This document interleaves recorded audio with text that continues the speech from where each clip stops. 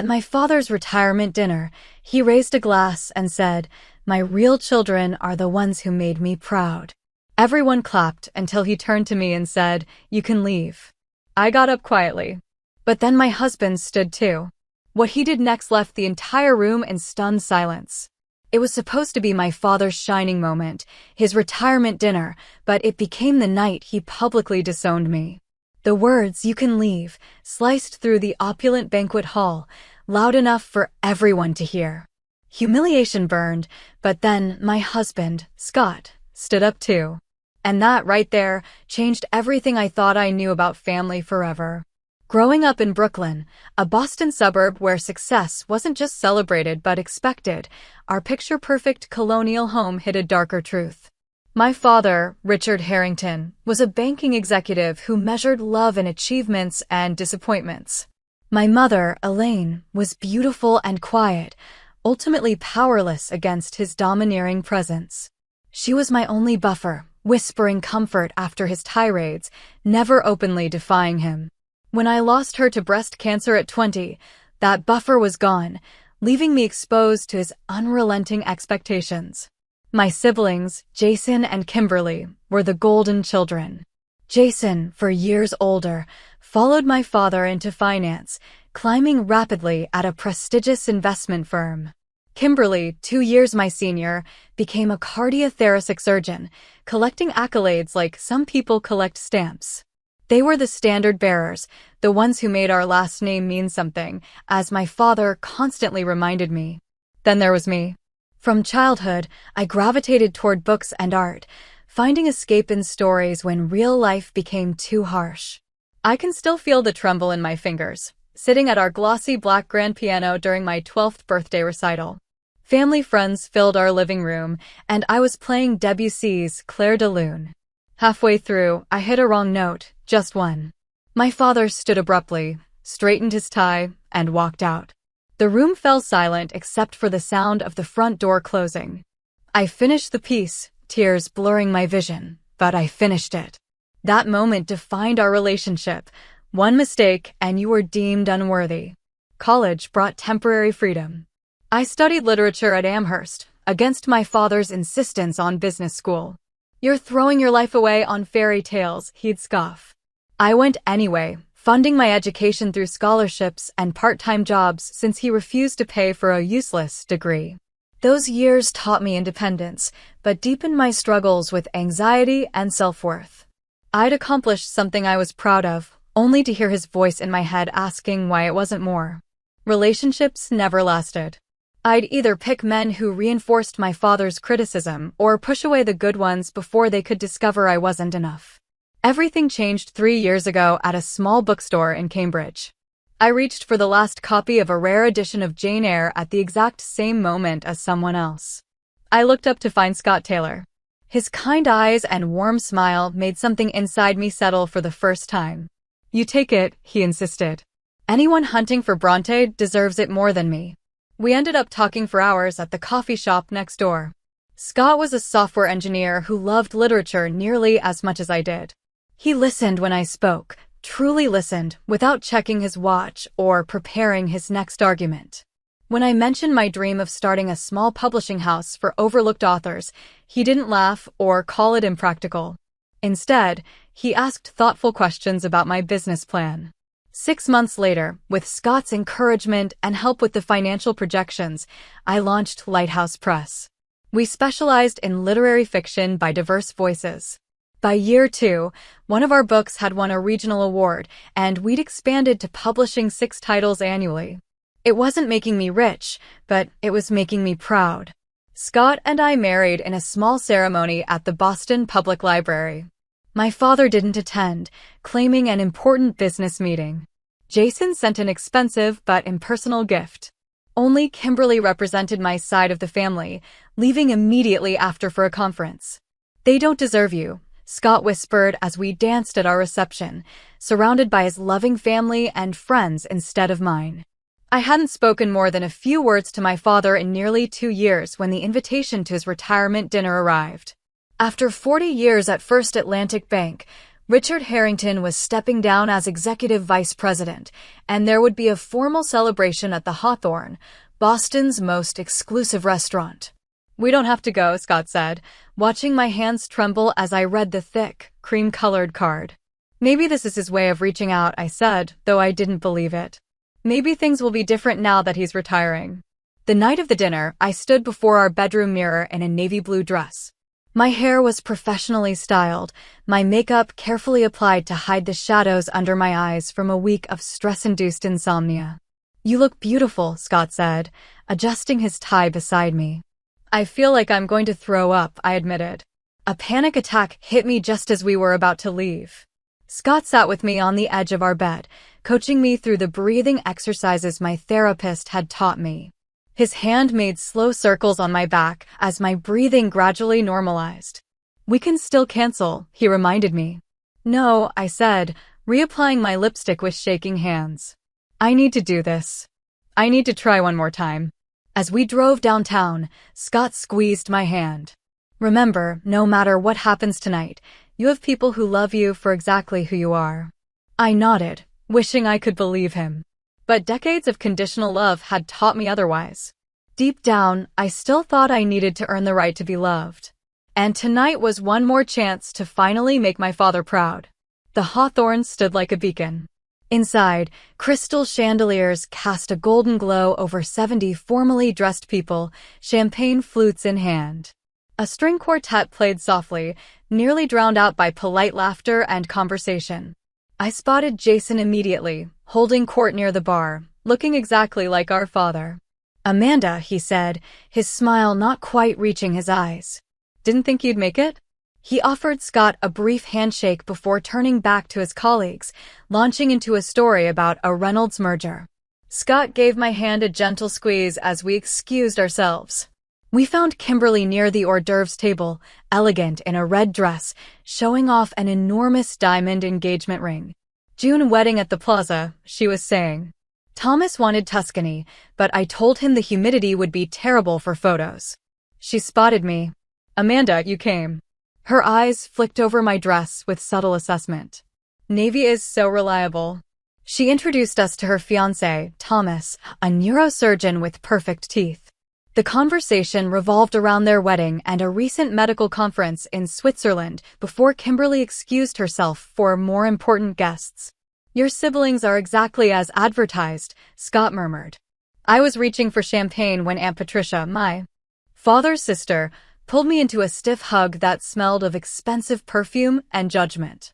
"Amanda, darling," she air-kissed near my cheek. "You look healthy." The slight pause communicated volumes. "Try to make him proud tonight," she whispered. "It's important to him, especially with all his colleagues here." Before I could respond, she was already moving toward Kimberly, exclaiming over the engagement ring. The banquet room was a showcase of wealth and power. Crystal vases held arrangements of white roses, the bar featured top-shelf liquor, and waitstaff circulated with trays of delicacies. Conversations centered on stock portfolios, vacation homes, and private schools. I finally spotted my father across the room, commanding attention in a circle of distinguished men. At 65, Richard Harrington remained imposing. He laughed at something one of the men said, and for a moment, I saw a warmth I'd rarely experienced directed at me. "Want me to come with you to say hello?" Scott sensed my hesitation. I shook my head. I should do this alone. Taking a deep breath, I approached. He saw me coming, but continued his conversation until I was standing awkwardly at the edge of the circle. Finally, during a pause, he acknowledged me. "Amanda, you made it." His tone suggested mild surprise, not pleasure. "Congratulations on your retirement," I said, offering the gift bag with an expensive fountain pen Scott had helped me select. "Thank you." He accepted it without looking inside. "Gentlemen, my youngest, Amanda. She's in publishing. Own my own small press, actually," I added. "We just had an author shortlisted for the Massachusetts Book Award." My father's expression didn't change. Amanda always had her head in the clouds, playing with books while her siblings took on real careers. The men chuckled obligingly. "Speaking of, Jason just closed a $40 million deal." And Kimberly is engaged to Dr. Thomas Whitfield, chief resident at Mass General. The clear message: their accomplishments were worth mentioning. Mine were not. It was nice seeing you, I said quietly, retreating before the tears stinging my eyes could fall. Scott was waiting with a fresh glass of wine, which I gratefully accepted.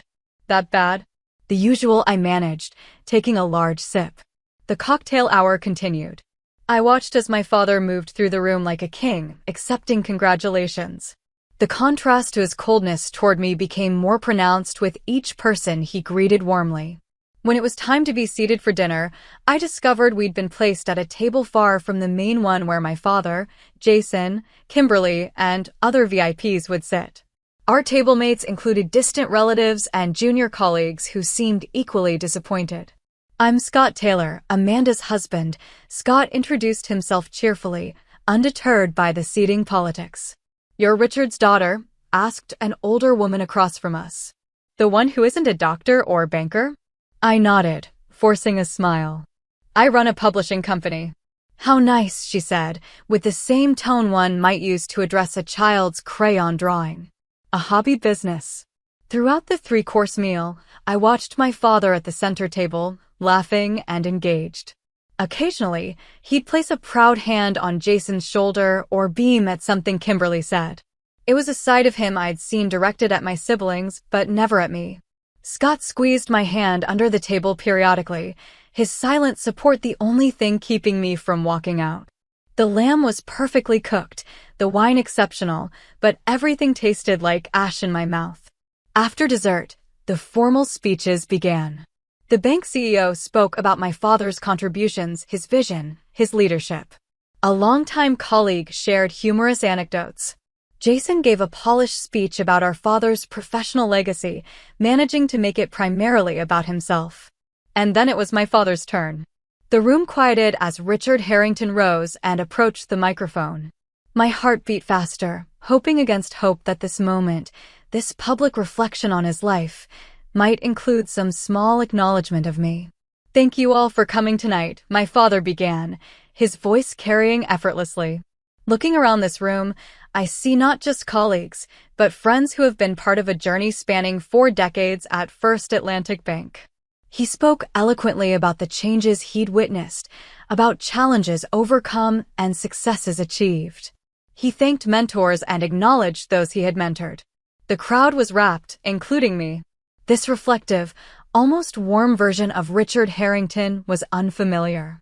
None of this would have been possible, he continued, his voice dropping slightly, without the support of my late wife, Elaine. My breath caught. He rarely mentioned my mother since her death. Elaine understood the sacrifices necessary for success, he said, a slight crack in his voice. She was my foundation during the difficult early years, and I only wished she could be here tonight to see what her support helped build. I felt tears forming. This was the most emotion I'd seen from him in years. Perhaps retirement had softened him. Around me, people dabbed at their eyes. Scott's hand found mine under the table. My father cleared his throat, composure returning. But a man's true legacy isn't measured in dollars or deals. It's measured in what he leaves behind, in who carries forward his values and vision. My heart lifted. Was this the moment he'd finally see me, acknowledge my different but valid path? I've been blessed in that regard, he continued, gesturing toward the main table. Jason has exceeded every expectation, becoming not just an investment banker, but a true financial innovator. The Reynolds merger alone would be career-defining for most, but for him, it's just another achievement in a portfolio of excellence. Jason nodded, accepting the praise as his due. And Kimberly, my father's voice swelled with pride, saving lives daily as one of Boston's premier surgeons. Just last month, performing a groundbreaking procedure featured in medical journals. Intelligence, discipline, precision, everything I tried to instill. Kimberly smiled demurely, her engagement ring catching the light. My father raised his glass higher. So tonight, as I close one chapter of my life, I look with satisfaction at what matters most. My real children are the ones who made me proud. The room burst into applause. People turned to smile at Jason and Kimberly, who accepted the attention with practiced grace. I sat frozen, the words hitting me like physical blows. My real children. As if I wasn't his child at all. As if I didn't exist. But worse was coming. As the applause died down, my father's gaze swept the room and landed directly on me. The temperature seemed to drop as our eyes met across the distance. "You can leave," he said, his voice perfectly audible in the now quiet room. At first, some guests looked confused, not understanding who he was addressing. Then heads began to turn toward me. Murmurs rippled through the crowd as realization dawned. My father had just publicly disowned me. My chest constricted painfully. The elegant room blurred, my vision tunneling. Blood rushed in my ears, drowning out everything except his cold stare and those 3 devastating words. Across the room, Aunt Patricia's hand covered her mouth, her eyes wide with shock. Apparently, even she hadn't expected this level of cruelty. Kimberly studied her manicure, refusing to look up. Jason wore a slight smirk, as if our father had delivered a particularly clever punchline. The silence stretched, becoming unbearable. Dozens of eyes bored into me, witnessing my humiliation. My legs felt like lead as I slowly pushed back my chair and stood on trembling limbs. The scrape of the chair against the floor sounded abnormally loud in the hushed room. Shame burned through me like acid. This wasn't just another private disappointment. This was public rejection, a declaration that I was unworthy of even being present. I'd spent my life trying to earn his approval, and in one moment, he'd made it clear that I never would. I gripped the edge of the table, steadying myself, desperately fighting the urge to run or burst into tears. I wouldn't give him the satisfaction of breaking down. If I had to leave, I would do so with whatever dignity I could muster. Then came the sound that changed everything. The scrape of another chair beside me. Scott stood, his movement deliberate and unhurried. His face, when I glanced at him through my haze of humiliation, showed not embarrassment, but quiet fury. A confused murmur spread through the room. My father's expression darkened, his jaw tightening at this unexpected development. He hadn't anticipated resistance to his decree, certainly not from my husband, whom he'd always viewed as an irrelevant addition to an already disappointing branch of the family tree. "Sit down," my father commanded, addressing Scott directly for perhaps the first time that evening. "This doesn't concern you." But Scott didn't sit. Instead, he straightened to his full height, his shoulders back, his gaze locked with my father's across the room. The tension was palpable, electric. No one moved. No one spoke. And then Scott did something that would forever divide my life into before and after. Scott reached for his water glass and spoon with deliberate calm.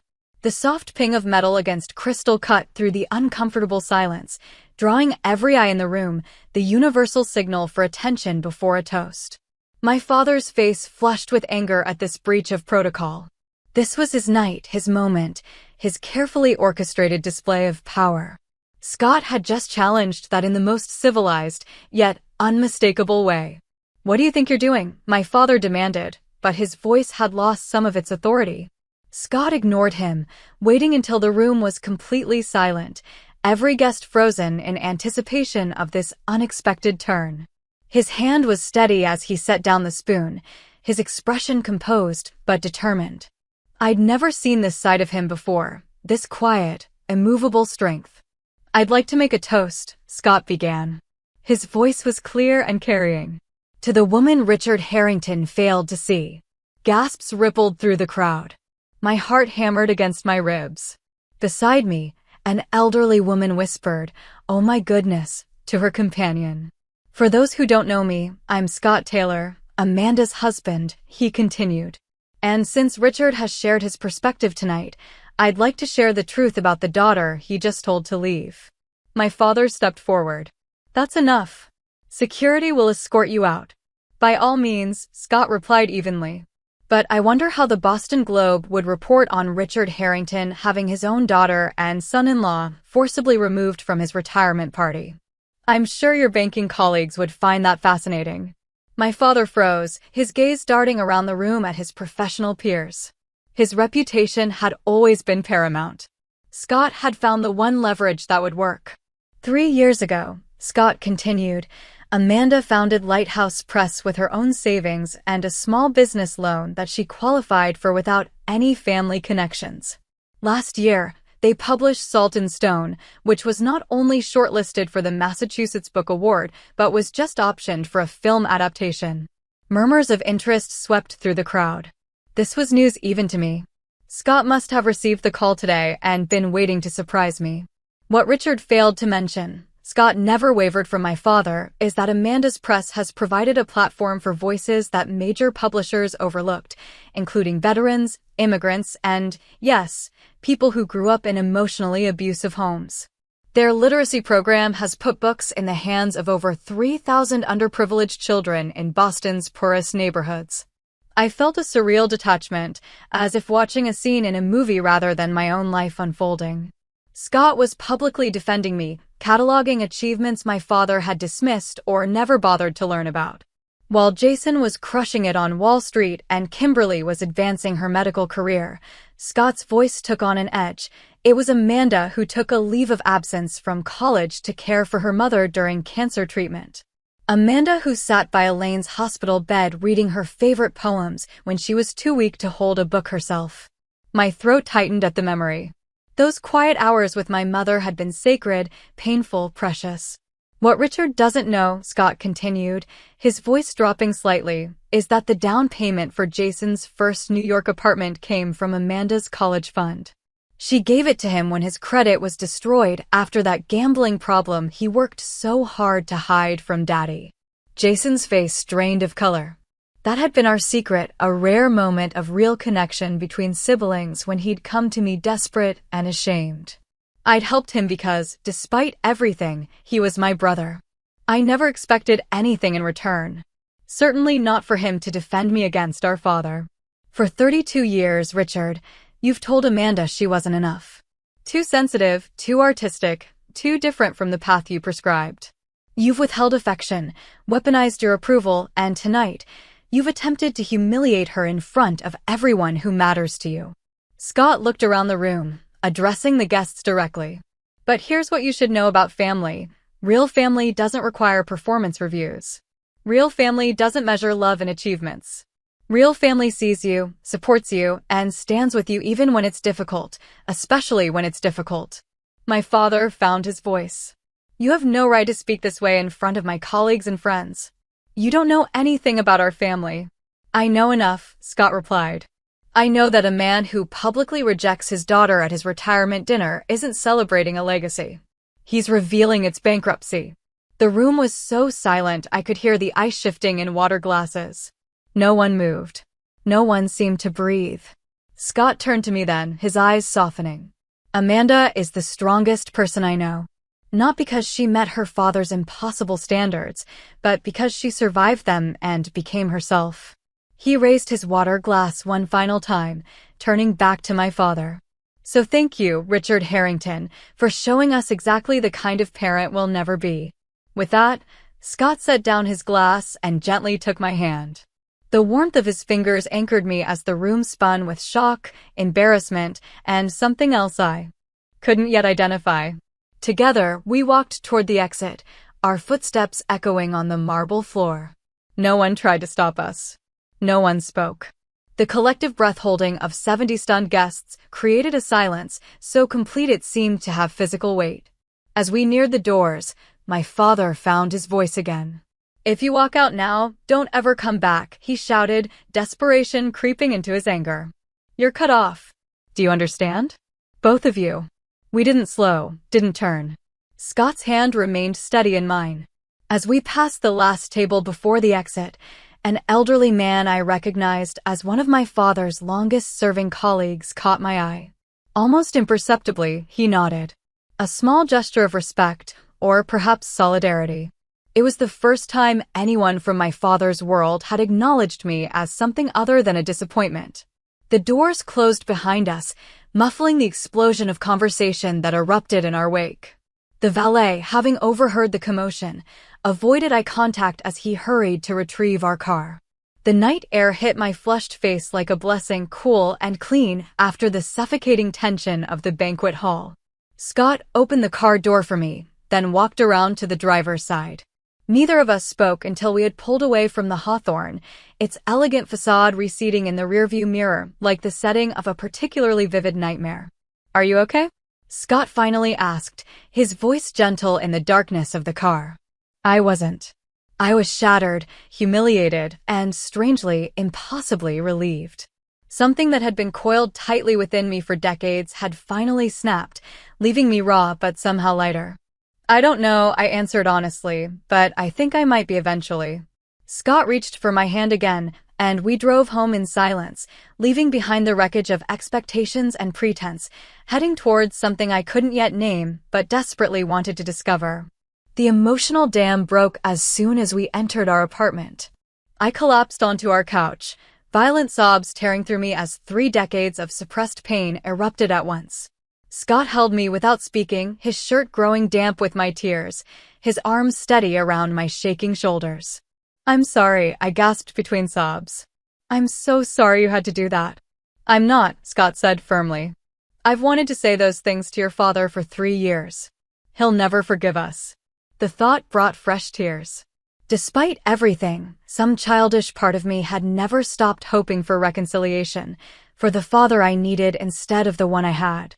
"That's his loss," Scott said. "And honestly, Amanda, his forgiveness isn't worth having."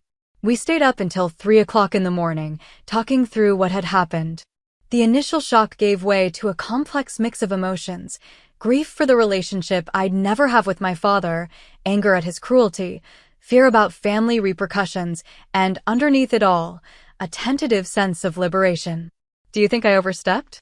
Scott asked as we finally prepared for bed, the first hint of uncertainty in his voice. "You stood up for me when no one ever has," I said. "Including me." Sleep came in fitful bursts, interrupted by the phone. My father called 7 times between midnight and dawn, leaving increasingly angry voicemails demanding apologies and threatening consequences. I let each call go to voicemail, my phone screen illuminating the darkness of our bedroom. Morning brought a text from Kimberly. "You've always had to make everything about you. Dad's retirement was supposed to be his night. You and Scott ruined everything as usual." I stared at the message, realizing how differently we viewed the same event.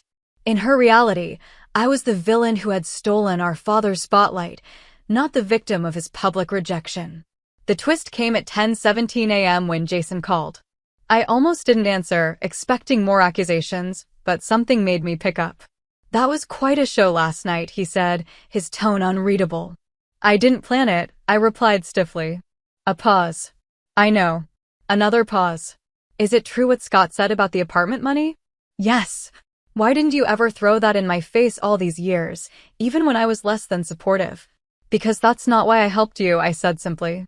The silence stretched between us. Finally, Jason spoke again, his voice different, somehow smaller. "I never thanked you properly for that. And I should have. It doesn't matter now." "Maybe it does." He cleared his throat. "Listen, what Dad did last night, it wasn't right. I've never seen him like that." It wasn't an apology, but it was the closest thing to solidarity Jason had offered in years. After we hung up, I sat staring at the phone, unsure what to make of the shift. At work that Monday, my boss Marian took one look at my face and ushered me into her office. "You look like you've been through a war," she said, pouring me coffee. "What happened?" I gave her the condensed version. Her response was immediate. "Take the week off. We'll manage the Hopkins manuscript without you." "I can't just stop working because of family drama," I protested. "Amanda," she said gently, "if you'd broken your leg, you'd take time off to heal. Your father broke something inside you. That deserves the same consideration." I reluctantly agreed to 3 days, spending them alternating between crying Jags and numb television binging. Scott worked from home, keeping me company while respecting my need to process. The outside world continued, oblivious to my internal earthquake. On Thursday, the doorbell rang. I opened it to find Aunt Patricia clutching a large manila envelope and looking uncharacteristically uncertain. "May I come in?" she asked. I hesitated, then stepped aside. She perched awkwardly on our couch, refusing coffee or tea. "What my brother did was unforgivable," she said without preamble. I should have said something that night, and I didn't. I've been enabling Richard's behavior for years, telling myself it was just his way. She handed me the envelope. Inside were old family photographs I'd never seen, my mother pregnant with me, looking radiant, toddler me on my father's shoulders, both of us laughing, a family vacation where my father was teaching me to fish, his expression patient and kind. He wasn't always like this, Aunt Patricia said softly. After your mother got sick the first time, something changed in Richard. He became obsessed with control, with measurable success. It was as if by perfectly organizing his world, he could keep tragedy at bay.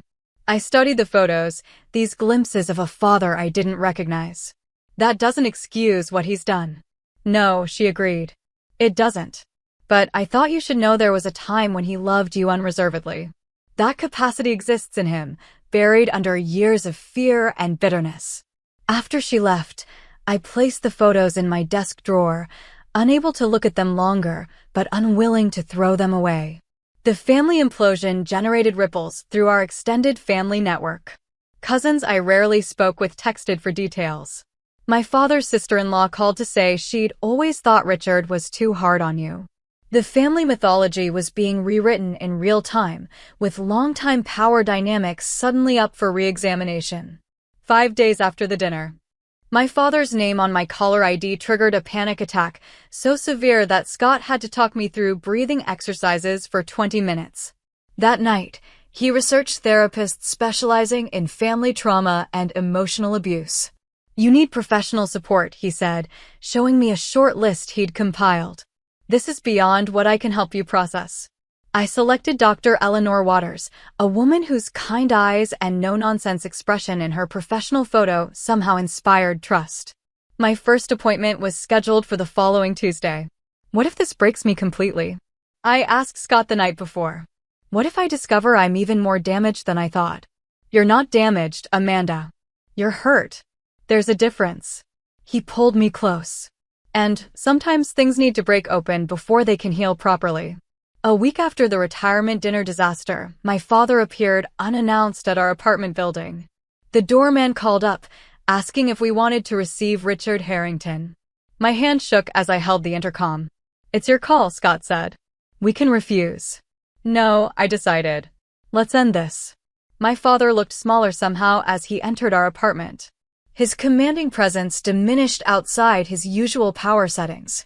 His eyes darted around our modest, but comfortable home with thinly veiled judgment.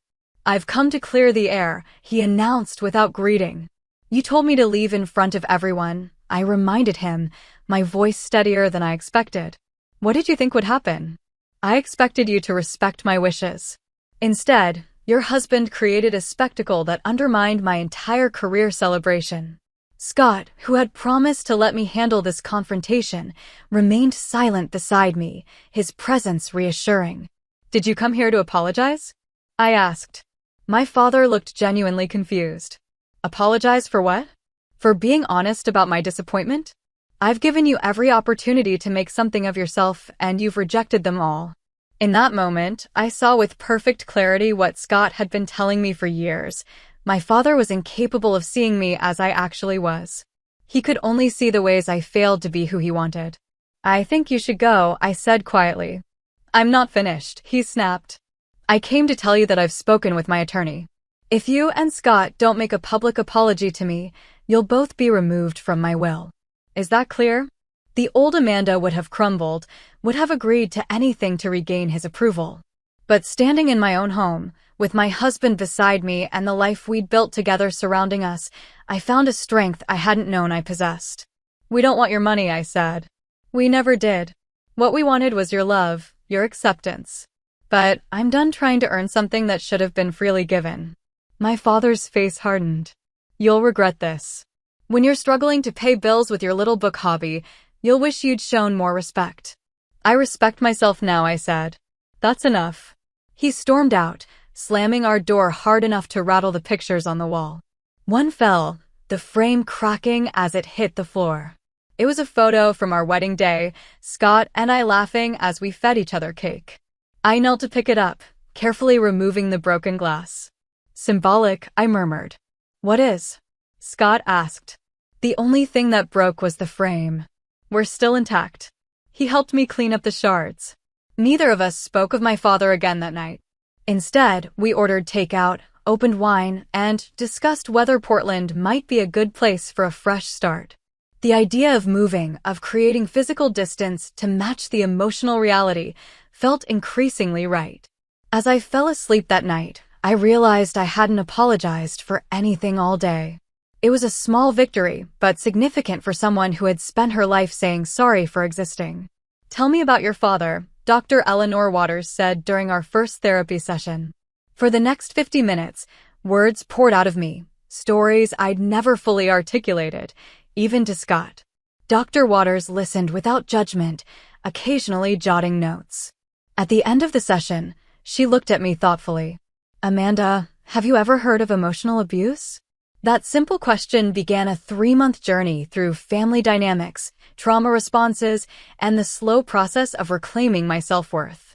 Dr. Waters helped me see patterns I'd normalized, my father's conditional love, my siblings' roles in our dysfunctional system, my own adaptive behaviors that had once protected me but now limited me. "Healing isn't linear," she warned me. "You'll have setbacks. Days when the old beliefs feel more real than the new ones. That's normal." She was right. There were mornings I woke up convinced I was fundamentally flawed, afternoons when criticism from a client sent me spiraling into self-doubt, evenings when I checked my phone hoping for a message from my father despite everything. The panic attacks continued. Dr. Waters suggested medication might help. "It doesn't have to be forever," she explained. "Think of it as a tool while your nervous system learns new patterns." The low-dose anti-anxiety medication made a noticeable difference within weeks. The constant background of dread quieted. Sleep came easier. I found myself laughing more freely with Scott, engaging more confidently at work. Meanwhile, Scott and I researched Portland in earnest. The vibrant literary scene, progressive values, and physical distance from Boston all appealed to us. We created spreadsheets comparing neighborhoods, housing costs, and potential office spaces for Lighthouse Press. "Are we running away?" I asked Scott one night. "We're running towards something," he corrected. "There's a difference." Our decision solidified when Scott received an unexpected job offer from a Portland-based tech company developing publishing software. The position came with a significant salary increase and the option to work remotely 3 days a week. "It's like the universe is confirming our plan," he said, showing me the email. We set a 6-month timeline for the move. I was explaining these plans to Marian when her eyes widened at something over my shoulder. "Amanda Taylor." A woman approached my desk, her expensive perfume announcing her before her voice did. "I'm Vivian Newell. I was your father's executive assistant for 15 years. My stomach tightened. "If my father sent you," she shook her head. "Richard has no idea I'm here. I retired last month, so he can't fire me for this conversation." She glanced around. "Is there somewhere we could talk privately?" Over coffee in a nearby cafe, Vivian shared stories that confirmed my worst suspicions and revealed new dimensions to my father's behavior. His perfectionism and cutting remarks weren't limited to me. They extended to his staff, particularly women. He'd reduced junior associates to tears, taken credit for others' ideas, and held grudges for years over minor infractions. The night of that retirement dinner, 3 longtime colleagues approached me separately to say they'd always thought Richard was unnecessarily harsh with you, Vivian confided. "Your husband's speech, it resonated with many people who'd experienced your father's darker side. Why are you telling me this?" I asked. Vivian stirred her coffee thoughtfully. "Because for 15 years, I watched you try to win the approval of a man who moves the goalposts every time someone gets close. I watched you blame yourself for his inability to show love. And I stayed silent." She reached across the table, briefly touching my hand. "I'm not staying silent anymore." That conversation with Vivian was unexpected validation, external confirmation that I hadn't imagined or exaggerated my father's treatment. It strengthened my resolve to build a new life, unshackled from his influence. In the following weeks, I reached out to cousins on my mother's side whom I'd lost touch with after her death. To my surprise, many welcomed the reconnection. My mother's sister, Judith, invited Scott and me for a weekend at her Connecticut home, where she shared family stories and photographs I'd never seen. "Your mother would be so proud of the woman you've become," Aunt Judith told me, showing me my mother's college journals. "She was an artist too, before she met your father and adopted his priorities." This glimpse into my mother's unfulfilled creative ambitions created a new sense of connection with her. I'd always thought my artistic tendencies came from nowhere, an anomaly in a family of practical professionals. Learning they were an inheritance from my mother felt like reclaiming a piece of my identity. Months after the retirement dinner incident, I was giving a speech at a small literary event about Lighthouse Press's mission to amplify overlooked voices. Halfway through, I realized I was speaking confidently, without the constant internal editing and self-doubt that had previously accompanied any public appearance. "You were magnificent," Scott said afterward as we celebrated with a group of authors and industry colleagues. "I didn't picture my father's disapproving face once," I marveled. "Not even when I stumbled over that author's name. It was a breakthrough." "You're internalizing a new voice," Dr. Waters acknowledged in our next session. "Your own voice of self-acceptance is becoming louder than his voice of criticism." Our Portland plans progressed. A house hunting trip yielded a charming craftsman with a converted garage perfect for a small office. We put a deposit down. The commitment to our fresh start now concrete. Back in Boston, I expanded Lighthouse Press's mission, creating a special imprint for memoirs focused on family reconciliation and healing from emotional abuse. The project felt both professionally exciting and personally meaningful, a way to transform my pain into purpose. My relationship with Jason continued its tentative thaw. He called occasionally, our conversations gradually becoming less superficial. During one such call, he confessed that he'd started therapy himself. "That night at Dad's retirement, it forced me to look at some things I'd been avoiding," he admitted. "Like how I've spent my entire adult life chasing Dad's approval, and how exhausting that is." Kimberly remained firmly in my father's camp, sending a formal wedding invitation addressed only to Scott with a post-it note reading, "No drama, please." We declined with an equally formal response card and a generous gift from their registry. 6 months after the retirement dinner, Scott and I were discussing starting a family, a conversation I'd always avoided, fearing I'd inherited my father's capacity for emotional damage. "What if I'm like him?" I whispered, naming my deepest fear. "What if I don't know how to love a child unconditionally?" "The fact that you're asking that question means you won't be like him," Scott said. "You're aware of the patterns. You're doing the work to heal them." That night, I had a breakthrough therapy session where I finally expressed my rage toward my father without tempering it with understanding or excuses. Dr. Waters encouraged me to write him a letter I'd never send, pouring out decades of hurt and anger. "I hate what you did to me," I wrote, my pen pressing so hard it tore the paper in places. "I hate that you made me believe I was fundamentally flawed. I hate that even now, part of me still craves your approval." The release was cathartic. Afterward, I realized it had been weeks since I thought about my father daily. His power over my emotional state was diminishing, his absence becoming less of a wound and more of a fact. Our last week in Boston, I received an unexpected email from my father's former colleague, the elderly man who had nodded to me as Scott, and I left the retirement dinner. "I'm retiring to Portland myself next month," he wrote. "Richard and I had a falling out recently over his treatment of a young analyst that reminded me of his behavior toward you. If you and Scott are settled by then, perhaps we could meet for coffee sometime." Sometimes chosen family is more important than biological connections.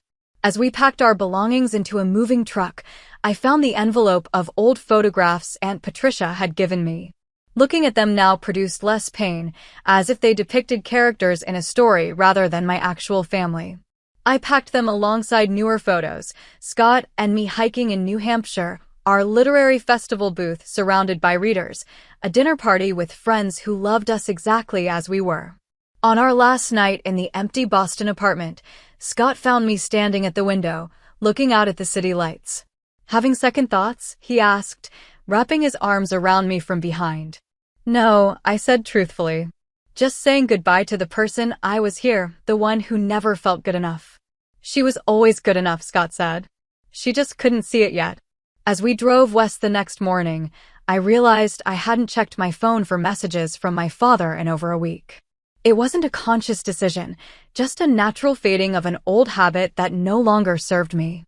The constant ache of his rejection had transformed into something different, not absence of pain, but presence of self-respect.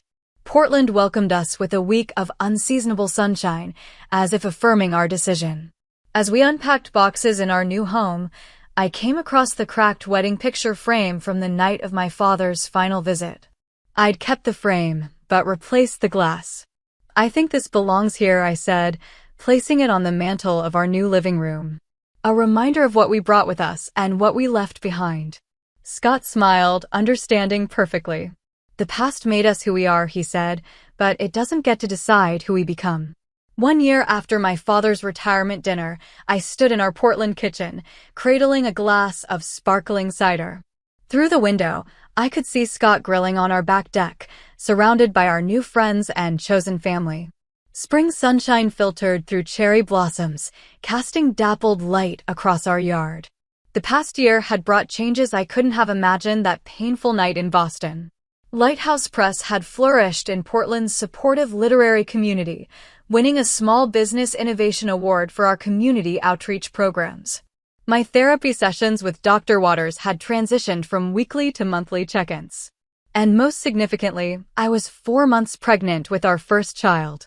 "Need any help?" asked Aunt Patricia, who had flown out for our housewarming party. Her relationship with my father had grown strained after she continued maintaining contact with me. But at 68, she'd finally decided to prioritize her own values over family harmony. "I'm good, thanks," I smiled, handing her a plate of appetizers to carry outside. The doorbell rang as I was arranging a cheese board. I opened it to find Jason looking travel-rumpled, but smiling tentatively. "Sorry I'm late," he said. "Flight from New York was delayed." I hugged him, still getting used to this new, warmer relationship we were building. Over the past year, we'd progressed from awkward phone calls to genuine conversations. He'd visited Portland twice, each time opening up more about his own struggles with our father's expectations.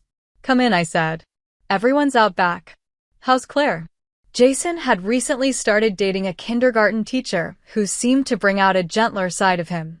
"She's good." Wanted to come, but she couldn't get the time off. He hesitated, then handed me an envelope.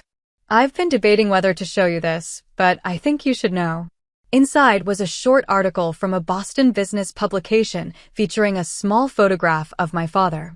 The headline read, "Former First Atlantic EVP Richard Harrington hospitalized after minor stroke." "He's physically okay," Jason added quickly, seeing my expression. "But it's been a wake-up call. He's alone a lot now. Kimberly visits when she can, but her surgical residency keeps her busy." He refused to hire help initially, but after he burned dinner and set off the smoke alarms, the neighbors called me. I studied the photo of my father. He looked older, diminished somehow. "I'm sorry to hear he's unwell," I said honestly. "But I don't know what you expect me to do with this information." Jason shrugged. "Nothing necessarily. I just thought you should know." I placed the article on the counter, promising myself I'd process it later. Today was about celebration, not reopening old wounds. The party flowed around me, a joyful gathering of people who supported us. My colleagues from Lighthouse Press chatted with Scott's tech friends, and Patricia exchanged gardening tips with our next-door neighbor. Jason gradually relaxed, showing uncharacteristic interest in one of our authors' discussions about narrative therapy. As evening approached, Scott called for everyone's attention, raising his glass. 1 year ago, Amanda and I made the best decision of our lives, moving to Portland. But the journey started earlier, with a moment of truth at a certain retirement dinner. Knowing glances were exchanged among those familiar with our story. That night could have broken us, but instead, it freed us. He turned to me, his eyes soft. To Amanda, who taught me that real strength isn't about never falling, but about rising every time life knocks you down. And to all of you who've become our Portland family, thank you for welcoming us exactly as we are. Glasses clinked as everyone toasted. Standing there, surrounded by genuine affection, I felt a completeness I'd spent decades searching for. The validation I desperately sought from my father had always been a mirage, disappearing as I approached. Real acceptance, I'd learned, didn't require contorting myself to meet someone else's expectations. After our guests departed, Jason helped us clean up, uncharacteristically domestic, as he loaded the dishwasher. "I have a confession," he said, folding a dish towel with unexpected precision. "I've been seeing a therapist for 8 months now." "That's great, Jason," I said, genuinely pleased. "It's changing how I see everything.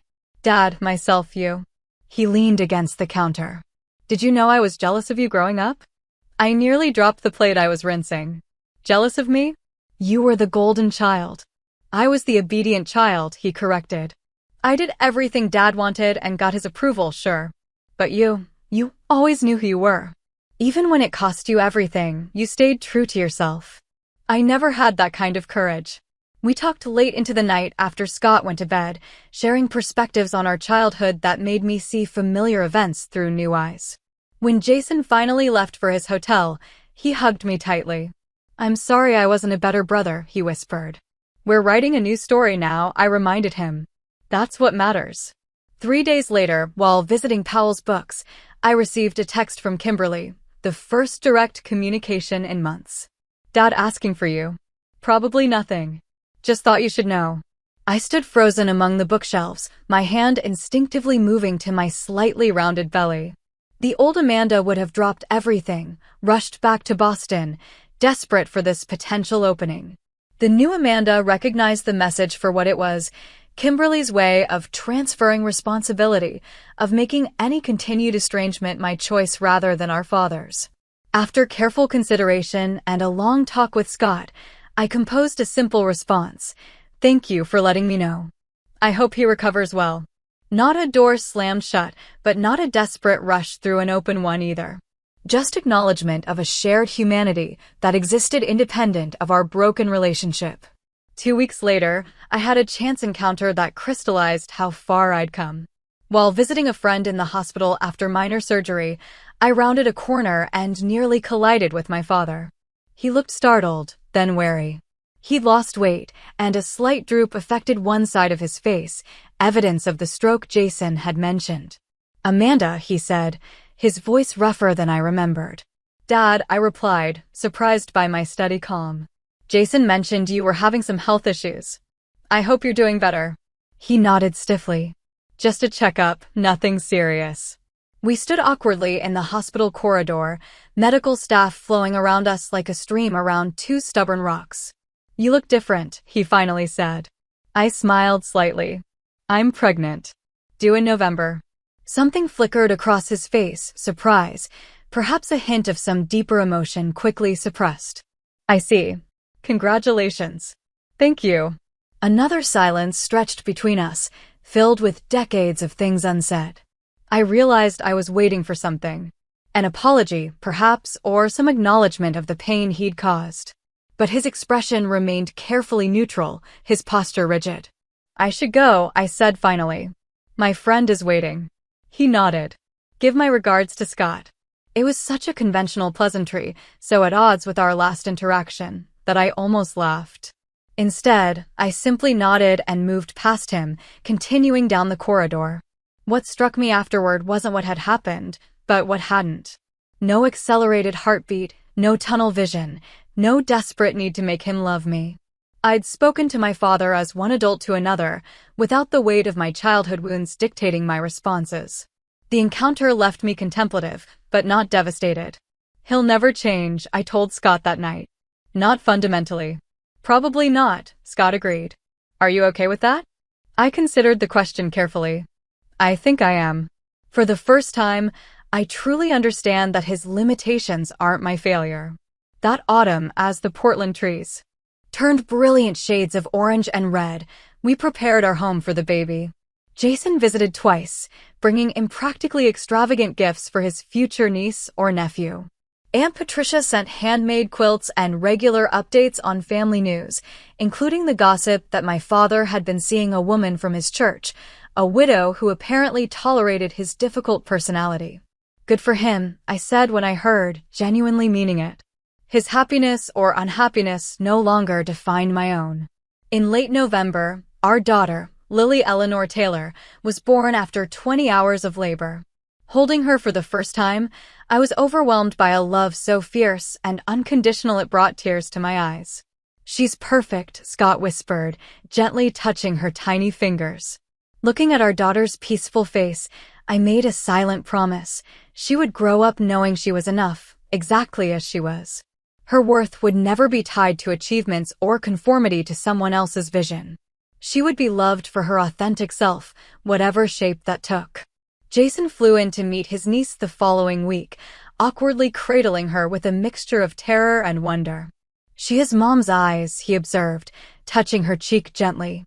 "I thought so too," I said, glad someone else had noticed the connection to our mother. He hesitated, then added, "I told Dad about her." He didn't say much, but he asked to see a picture. I nodded, neither encouraged nor distressed by the information. My father was now a peripheral figure in my story, no longer its defining force. As Christmas approached, we held a small dinner for our chosen family, friends who had become essential to our Portland life, Jason and his now serious girlfriend Claire and Aunt Patricia. Our home glowed with warmth and laughter. Lily passed from loving arms to loving arms as we shared food and stories. After dinner, as we gathered in the living room with dessert, Scott proposed a toast. "To family," he said simply. "Not just the one we're born into, but the one we create through love and choice." To family, everyone echoed, glasses raised. Looking around at these people who accepted me completely, who saw my strengths and weaknesses and loved me anyway, I finally understood the lesson of that painful retirement dinner a year and a half ago. What had seemed like an ending, the final rejection by my father, had actually been a beginning. By standing up and walking out with Scott that night, I'd taken the first step toward finding my true home. Lily began to fuss, and I excused myself to nurse her in the quiet of her nursery. Rocking gently in the chair Scott had restored for us, I studied my daughter's perfect face and felt a peace I'd never known before. "You will never have to earn my love," I whispered to her. "It's already yours, completely and forever." In that moment, I realized I had given myself the same gift, unconditional acceptance of who I was, separate from achievement or external validation. The journey hadn't been easy, and there were still difficult days, but I had found my way to a truth that had eluded me for 32 years. I was enough. I had always been enough. The sound of laughter drifted from the living room, and Lily's tiny hand gripped my finger with surprising strength. This was my legacy now, not my father's disappointment, but my daughter's future. Not a path dictated by someone else's values, but one I was creating with each authentic choice. What's your story of finding freedom from toxic family expectations? Have you ever had someone stand up for you when you couldn't stand up for yourself? I'd love to hear your experiences in the comments below. And if this story resonated with you, please subscribe and share it with someone who might need to hear that they, too, are enough, exactly as they are. Thank you for being part of this journey with me. Remember, sometimes the bravest thing we can do is walk away from what hurts us toward what helps us heal. AXA